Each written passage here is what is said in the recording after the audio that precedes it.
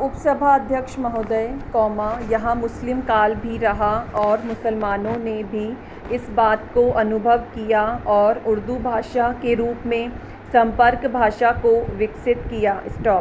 उसके बाद अंग्रेज़ आए, उन्होंने सोचा कि यहाँ की जनता से हमारा संपर्क कैसे होगा और देश को एक सूत्र में रखने के लिए जनता को अपनी भाषा अंग्रेज़ी भाषा सीखने के लिए कहा।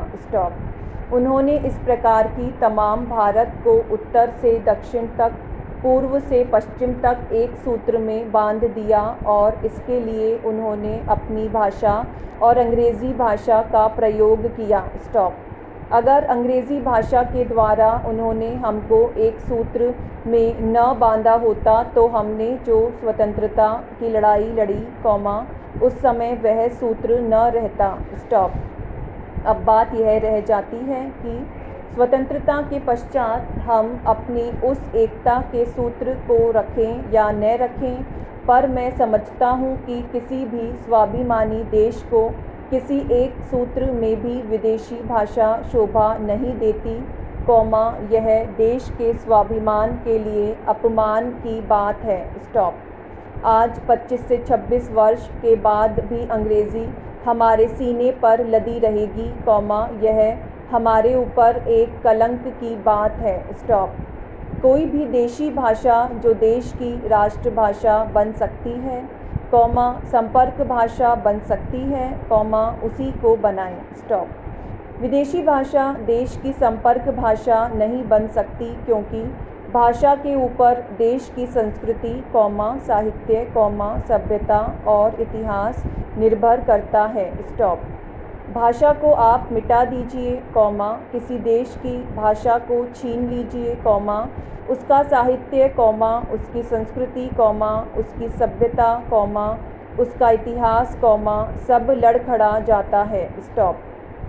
इसीलिए हम देशी भाषा की अपेक्षा विदेशी भाषा को किसी भी रूप में अपने देश की राष्ट्रभाषा नहीं बना सकते, परंतु इस विधेयक के द्वारा हमारी राष्ट्रभाषा हिंदी को नुकसान पहुंचाया जा रहा है। हमारी सरकार ने संविधान में हिंदी भाषा को इस आधार पर नहीं रखा कि हिंदी भाषा ज़्यादा अच्छी है, बहुत ज़्यादा संपन्न है, इसके लिए नहीं।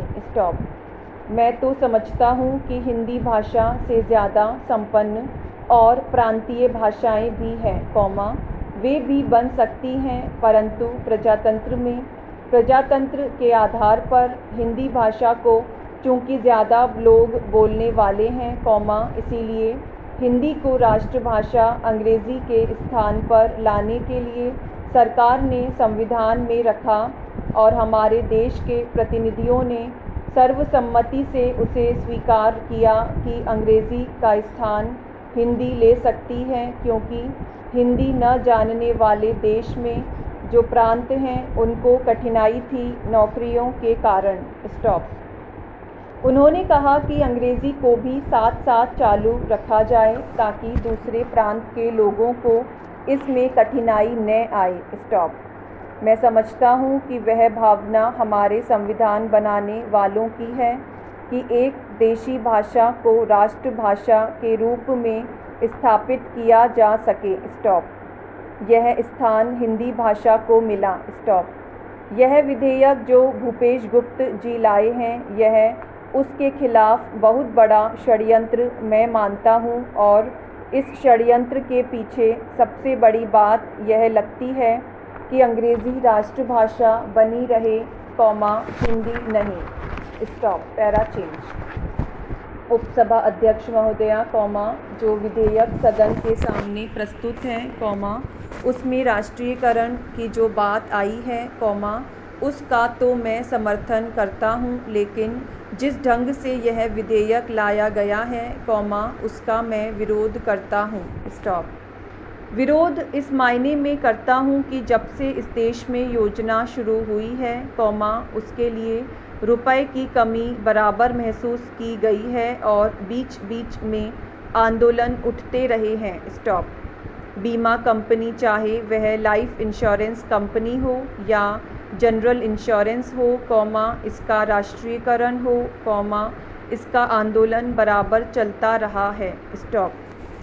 इसके बाद जब से इस सरकार ने समाजवाद की बात कही है, तब से इसने संविधान की भी मरम्मत करना शुरू कर दिया है और कहती है कि चूँकि संविधान में कुछ ऐसी धाराएं हैं जिन धाराओं की वजह से जो हम देश में समानता कायम करना चाहते हैं, उसके लिए जो मुआवजे की बात उठेगी, वह कानून के मुताबिक हमको देना पड़ेगा और तब कोई बड़ी बात हम नहीं कर सकेंगे। स्टॉप। लेकिन उन दोनों बातों को कहने के बाद भी जिस ढंग से यह विधेयक इस सदन के सामने लाया गया है, मैं समझता हूँ कि वे सारी बातें सिर्फ सरकार के कहने के लिए हैं, समय पर अपना काम चलाने के लिए है, लेकिन दिल से सरकार यह महसूस नहीं करती है कि जो देश की योजना है, उस योजना को चलाने के लिए सचमुच का प्रबंध करना चाहिए। स्टॉप। ऐसा वह शायद नहीं समझती है। स्टॉप। उसी तरह से जिस ढंग से संविधान की मरम्मत की गई, उसमें भी सिर्फ प्रॉपर्टी के बारे में मरम्मत होनी चाहिए थी, लेकिन सिर्फ प्रॉपर्टी के बारे में मरम्मत नहीं करके जिस ढंग से मरम्मत की गई है, उसका यह नतीजा हुआ है कि सरकार ने अपने हाथ में सारा पावर ले लिया है और आज अगर कोई आदमी इस बात को कोर्ट में ले जाना चाहे तो कोर्ट में भी वह किसी बात को नहीं ले जा सकता है और उसका एक भ्रष्ट उदाहरण हमारे सामने यह विधेयक है। स्टॉप।